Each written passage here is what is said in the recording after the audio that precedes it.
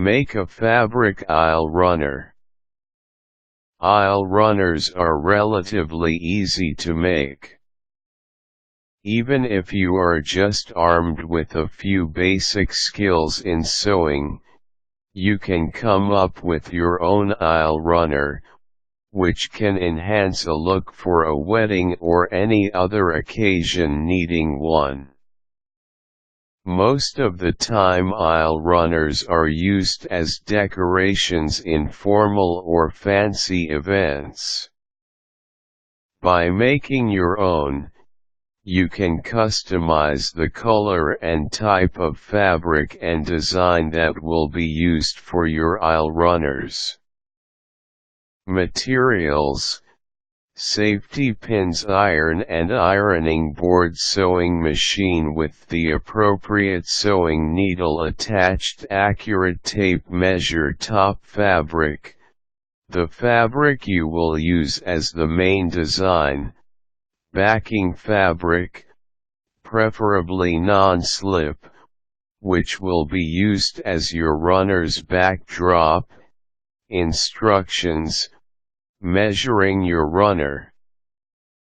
First thing you need to do is know how long of an aisle runner you need to make. You can do this by taking your tape measure and checking the entire length of the corridor or any venue that you will use the aisle runner for. You also need to check the necessary width that you have to make so that your length is proportionate to the width. Getting your materials. When you are done measuring, you will now know the total amount of fabric you will need for the runner, plus some allowance for mistakes. This is especially helpful in printed fabric since you may not be able to source the fabric as easily if in case you suddenly run out of fabric. Make sure that you get the longest type of fabric possible so that there will be the least amount of visible seams when you need to join your fabric to make the entire length of the runner.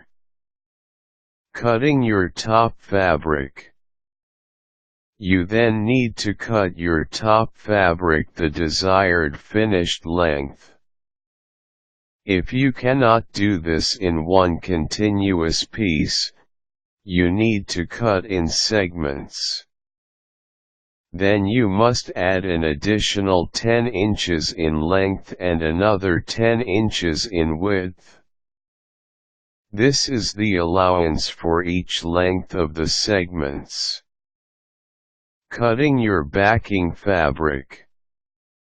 Do the same with your backing fabric, meaning, you must also cut them in segments if necessary.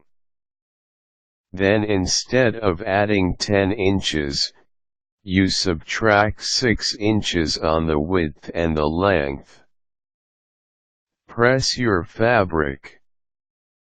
With your iron and ironing board, you must then press the two types of fabric to make sure that they are flat during your sewing process. Pin your fabrics together. Hold one end of the top fabric, short end, and measure 5 inches from its end. Pin this section to the backing fabric and sew. Make sure that their right sides are facing each other. This means that you are sewing on the wrong side of the two fabrics. Repeat this until you have all of the segments sewn together. You will notice that when you are done, the top fabric is a bit wider compared to the backing fabric. Pressing the tube.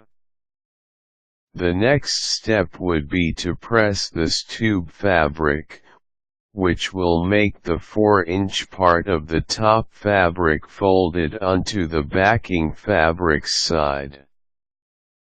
Mitering the corners. After you have pressed the fabric, miter the edges of the top fabric against the edge, raw edge. Miter all corners.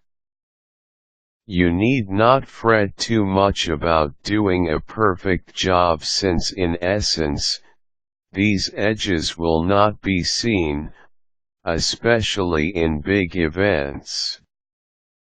The most important thing is that the runner will stay flat. Finishing the short ends. Finish off the short ends by carefully hand stitching your top fabric to your backing fabric. Press the finished fabric again and roll them up for easier storage. Making your own aisle runner is a repetitive and yet simple task. Now in the future you would double check when renting that aisle runner, since now, you know how to make one yourself.